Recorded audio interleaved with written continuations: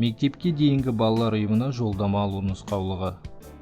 Ақмола KZ сайтының басты бетінде бірінші бөлімді таңдау қажет. Тізімнен өзіңіздің қалаңызды немесе ауданыңызды таңдайсыз.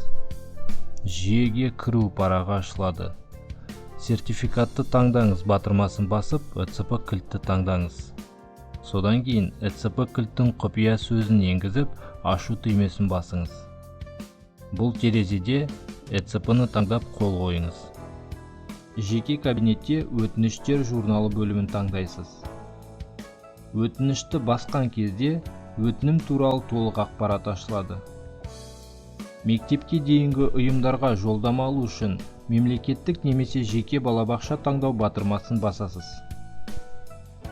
Ашылған терезеде ашылмалы тізімнен мектепке дейінгі ұйымды таңдап, қол қою және жіберу түймесін басып, ЭЦП кілтпен қол қоясыз.